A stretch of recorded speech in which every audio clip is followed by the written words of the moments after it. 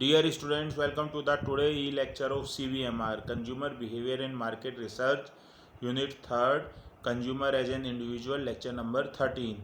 In lecture number 13, we will discuss personality and consumer behavior. First of all, we will discuss what is the meaning of consumer personality. Before understanding consumer personality, we will discuss what is the meaning of personality.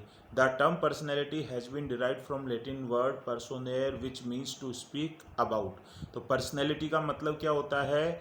ये एक Latin word पर्सोनेर से मिलकर बना है, जिसका मतलब क्या होता है? टू स्पीक थ्रू या टू स्पीक अबाउट, जो कि बोल रहा है। तो पर्सनैलिटी है वो बेसिकली कुछ इंडिविजुअल डिटर्मिनेंट्स होते हैं जो कि एक्सटर्नल अपीयरेंस के थ्रू इन्फ्लुएंस करते हैं दूसरे लोगों को। तो पर्सनैलिटी वो इंडिविजुअल कैरेक्टरिस्टिक्स, रिस्पॉन्स टेंडेंसी होती है। जो कोई भी सिचुएशन होती है तो उस सिचुएशन में कोई पर्सन कैसे बिहेव करता है, कैसे रिस्पॉन्स करता है, वो डिपेंड करता है उसकी पर्सनैलिटी पर। जैसे कि कुछ लोग जब गैदरिंग होती है तो बहुत बोलते हैं, तो एक्सट्रोवर्ट होते हैं, उनकी पर्सनैलिटी होते हैं। कई शाई नेचर के होते हैं तो वो भीड़ भाड़ से दूर रहते हैं, गैदरिंग से दूर रहते हैं, तो वो उसकी पर्सनैलिटी है। कुछ लोगों की पर्सनैलिटी में ऑनेस्टी का ट्रेट होता है, वो कभी भी चोरी नहीं करते हैं, गलत नहीं बोलते हैं, ईमानदार होते हैं, एथिक्स पर, वैल्यूज़ पर रहते हैं। और कईयों की पर्सनैलिटी में ऐसा ट्रेट नहीं होता है। तो पर्सनैलिटी वो इंडिविजुअल कैरेक्टरिस्टिक्स होते हैं जो कि values, beliefs, principle, attitude, traits जो कि पर्सन टू पर्सन स्पेसिफिक होते हैं। तो पर्सनैलिटी है वो एनवायरनमेंट और एजुकेशन दोनों से इन्फ्लुएंस होती है। आपकी जैसी एजुकेशन होगी, जैसा एनवायरनमेंट मिलेगा, वैसी आपकी पर्सनैलिटी बन जाती है। नेक्स्ट क्या आएगा? Nature of personality. First nature क्या है? Personality reflects individual differences. दो पर्सन होंगे वो सिमिलर नहीं होंगे, उनकी पर्सनैलिटी कैरेक्टरिस्टिक्स अलग अलग होते हैं। वो कुछ कैरेक्टरिस्टिक्स के बेस पर दूसरे पर्सन से अपने आप को डिफ़र कर पाते हैं। जैसे कि कुछ एक्सट्रोवर्ट होंगे, कोई इंट्रोवर्ट होगा, कोई जजिंग पर्सनैलिटी का होगा, कोई सेंसिंग पर्सनैलिटी का होगा, कोई परसीविंग होगा, कोई फीलिंग होगा। तो हर किसी की पर्सनैलिटी ट्रेट्स क्या होंगे? अलग अलग होते हैं। सेकंड क्या है? Personality is consistent and enduring. बोलते हैं ना कि एक बार जिसकी जो पर्सनैलिटी बन गई, उसकी पर्सनैलिटी वैसी ही कंसिस्टेंट रहती है और वही पर्सनैलिटी आगे बढ़ती है। जैसे कई बार हम बोलते हैं कि ये तो छोटे से ही या बचपन से ही कंजूस है, तो ये स्टेटमेंट शो करता है कि पर्सनैलिटी कंसिस्टेंट है और एंड्योरिंग है। ये तो शुरू से ही चूजी पर्सन है, हर चीज़ को बहुत ज़्यादा एफर्ट्स लगाकर, टाइम लगाकर चूज करता है। तो पर्सनैलिटी क्या है? कंसिस्टेंट होती है। नेक्स्ट क्या है? Personality can change. ऐसा नहीं है कि पर्सनैलिटी कभी चेंज भी नहीं हो सकती। अगर किसी की लाइफ में कोई बहुत ज़्यादा ड्रास्टिक चेंज आता है तो उसकी पर्सनैलिटी चेंज भी हो सकती है। जैसे पेरेंटहुड, लीगल सेपरेशन, कोई पर्सन केयरलेस था, शादी के बाद बच्चे हो गए तो अब केयरिंग हो गया, तो पर्सनैलिटी क्या हो गई? चेंज हो गई। लीगल सेपरेशन, प्रोफेशनल अचीवमेंट्स, किसी ने अपने कैरियर में बहुत ज़्यादा ग्रोथ की तो उसके पास बहुत पैसा आ गया, तो उससे उसकी पर्सनैलिटी क्या हो गई?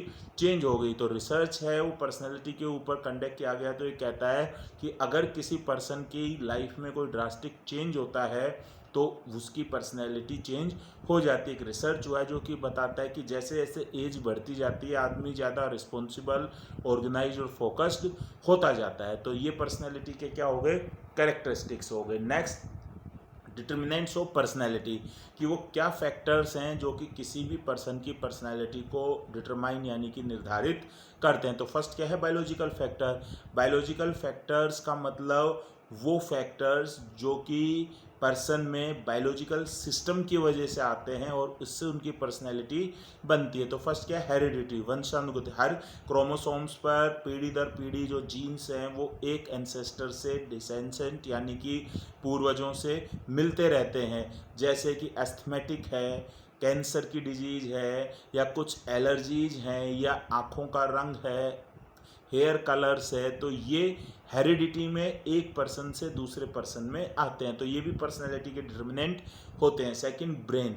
ब्रेन का कौन सा पार्ट एक्टिव है ये भी आपकी पर्सनैलिटी को डिटरमाइन यानी कि निर्धारित करता है। लेफ्ट ब्रेन है या राइट ब्रेन। अगर किसी पर्सन का लेफ्ट ब्रेन ज़्यादा एक्टिव है तो वो क्रिएटिव होगा, इनोवेटिव होगा, और अगर किसी पर आर्टिस्टिक होगा।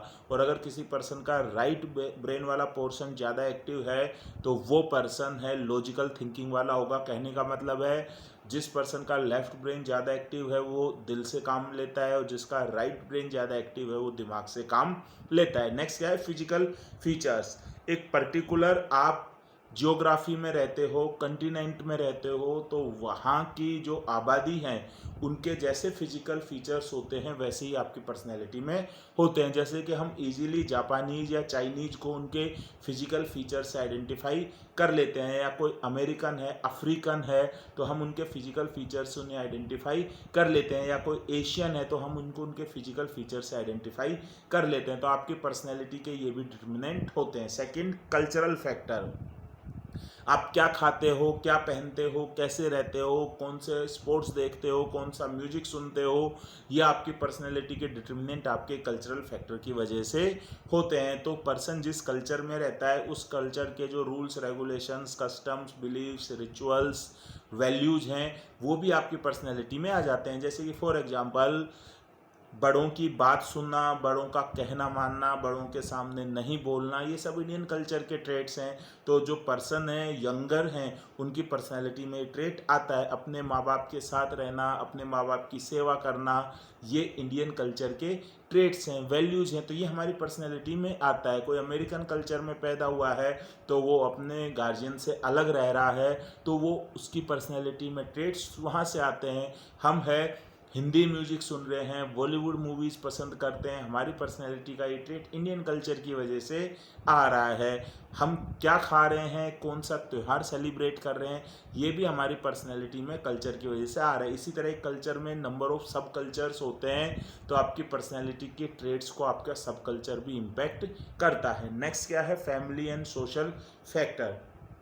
किसी पर्सनैलिटी पर उसकी फैमिली का और उसके जो सोशल ग्रुप होता है उसका भी बहुत ज़्यादा इम्पैक्ट पड़ता है। तो क्या क्या आएगा, सोशलाइजेशन प्रोसेस।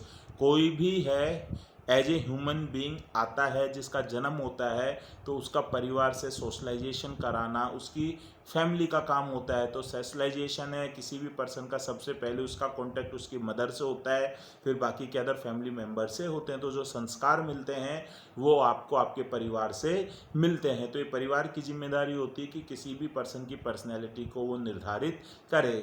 आइडेंटिफिकेशन प्रोसेस, जैसे जैसे कोई भी पर्सन बड़ा होता जाता है वो अपने आप को अपने फैमिली मेम्बर से आइडेंटिफाई करने लग जाता है और उसी के ही बिहेवियर को शो करता है। जैसे कि कोई बच्चा है वो अपने माँ बाप को देखता है, वो देखता है कि उसके फादर हमेशा लड़ते झगड़ते रहते हैं, तो वो भी पर्सनैलिटी में लड़ाई झगड़ा आ जाएगा।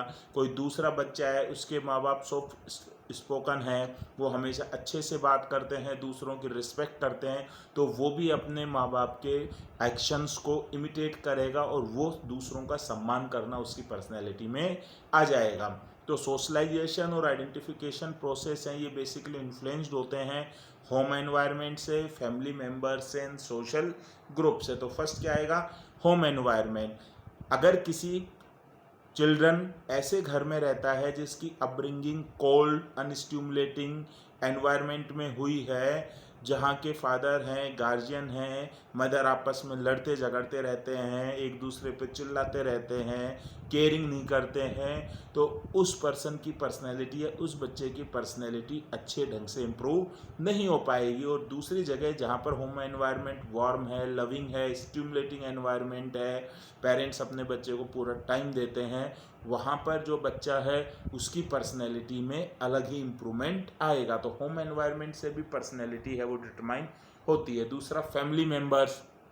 आपका इंटरेक्शन आपकी फैमिली मेम्बर से होता है, भाई बहन से, दादा दादी से, मम्मी पापा से। तो इसके अलावा पेरेंट्स, सिबलिंग्स हैं, ब्रदर्स हैं, सिस्टर्स हैं, तो उनसे भी आपकी पर्सनैलिटी बनती है। आपका उनके साथ इंटरेक्शन होता है, वो आपको क्या सिखाते हैं, ये भी एक बच्चे की पर्सनैलिटी को निर्धारित करता है। नेक्स्ट क्या है, सोशल ग्रुप। ये कहा गया है ना कि अच्छी संगत बुरों को सुधार देती है और बुरी संगत अच्छों को बिगाड़ देती है। तो किसी पर्सन की जो पर्सनैलिटी है उसको निर्धारित उसका कैसा सोशल ग्रुप है, फ्रेंड्स, कलीग्स। अगर वो चोरी करने वाले हैं तो उसकी पर्सनैलिटी में भी डिसऑनेस्टी आ जाएगी। घूमने फिरने वाले हैं तो वो भी एक्सट्रोवर्ट बन जाएगा, घूमने फिरने वाला होगा, केयरलेस होगा। अगर किसी का फ्रेंड सर्किल ऐसा है जो पढ़ने वाले हैं, लाइफ के लिए, कैरियर के लिए संजीदा है, तो उसकी पर्सनैलिटी में भी वैसा ही ट्रेट आ जाएगा। और लास्ट क्या है, सिचुएशनल फैक्टर। कोई भी इंडिविजुअल एक जैसी पर्सनैलिटी हमेशा नहीं रख सकता, टाइम के साथ डिफरेंट सिचुएशन के साथ उसे अपनी पर्सनैलिटी को चेंज करना पड़ेगा। तो हर सिचुएशन की डिमांड अलग टाइप की होती है। जैसे कि फॉर एग्जांपल कोई पर्सन अगर सुपीरियर है और वो अपने सबॉर्डिनेट से बात कर रहा है तो उसकी पर्सनैलिटी में अथॉरिटी होगी, डोमिनेंस होगा। लेकिन अगर वही पर्सन सबॉर्डिनेट है और वो अपने नेक्स्ट सुपीरियर से बात कर रहा है तो उसकी पर्सनैलिटी में ओबीडियंस का भाव होगा।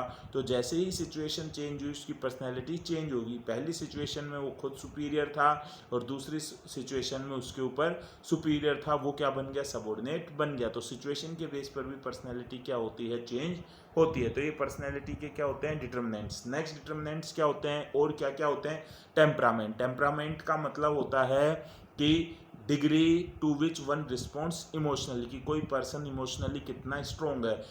अगर किसी की पर्सनैलिटी में टेम्परामेंट ज़्यादा है तो इमोशनली स्ट्रोंग होगा, मैच्योर होगा, और जिसकी पर्सनैलिटी में टेम्परामेंट कम है वो इमोशनली इमैच्योर होगा, जल्दी गुस्सा करेगा, जल्दी रोएगा, बगैर बात पर जल्दी से हंसने लग जाएगा। तो मतलब वो इमोशनली मैच्योर नहीं होता। Second, interest. आपकी पर्सनैलिटी कैसी बनेगी ये डिपेंड करता है आपके इंटरेस्ट पर भी। जैसे कि फॉर एग्जांपल जो टॉप एग्जीक्यूटिव्स होते हैं उनका इंटरेस्ट कॉमन में नहीं होता है, तो लग्जरी चीज़ों के बारे में सोचते हैं, केवल हाई स्टेटस के बारे में सोचते हैं। कोई पर्सन है उसकी पर्सनैलिटी स्पोर्ट्स की है, एथलीट है, क्योंकि उसका इंटरेस्ट स्पोर्ट्स में है। नेक्स्ट क्या है, करेक्टर। करेक्टर का प्राइमरली मीन्स ऑनेस्टी। तो जिस पर्सन की पर्सनैलिटी में करेक्टर हाई होगा वो ऑनेस्ट पर्सन होगा, और जिस पर्सन की पर्सनैलिटी में कैरेक्टर लो होगा उसमें डिसऑनेस्टी ज़्यादा होगी। नेक्स्ट क्या है, स्कीमा। स्कीमा का मतलब किसी भी इंडिविजुअल का belief, frame of reference, perception, attitude, जो कि वो किसी भी जॉब, वर्किंग कंडीशन, पे, fringe benefits, management, incentive system, कोई भी डेवलपमेंट प्रोग्राम, इनके बारे में रखता है। तो इससे भी उसकी पर्सनैलिटी बनती है। किसी भी पर्सन का कोई बिलीफ किसी रिलीजन के लिए, गवर्नमेंट के लिए या एनवायरनमेंट के लिए, कल्चर के लिए, उससे भी उसकी पर्सनैलिटी बनती है। किसी का है कि हर कल्चर को मानना चाहिए, उसका बिलीफ है हर धर्म को मानना चाहिए, तो वो हर धर्म को सेलिब्रेट करता है, हर धर्म के फेस्टिवल्स को सेलिब्रेट करता है। किसी की पर्सनैलिटी में स्कीमा है कि एक पर्टिकुलर रिलीजन को या कल्चर को ही फॉलो करना चाहिए, तो फिर वो उसी रिलीजन और कल्चर को फॉलो करता है। तो हर किसी का स्कीमा क्या होगा, अलग अलग होगा। नेक्स्ट क्या है, मोटिव्स। मोटिव्स इनर ड्राइव होते हैं जो किसी भी पर्सन में कोई कोर्स ऑफ एक्शन करने के लिए इंड्यूस करते हैं। तो मोटिव से भी पर्सनैलिटी डिटरमाइन होती है। आपका क्या इनर ड्राइव है, क्या मोटिव है, वैसा ही आप बिहेवियर शो करोगे, और जैसा आप बिहेवियर शो करोगे वैसी ही आपकी पर्सनैलिटी रिफ्लेक्ट होती है। तो ये कुछ डिटर्मिनेंट्स हैं जो कि पर्सनैलिटी को निर्धारित यानी कि डिटरमाइन करते हैं। तो इसी के साथ ही कंज्यूमर पर्सनैलिटी का फर्स्ट पार्ट कंप्लीट होता है। रिमेनिंग पार्ट अपन जो है वो पार्ट सेकंड में डिस्कस करेंगे। Thank you very much.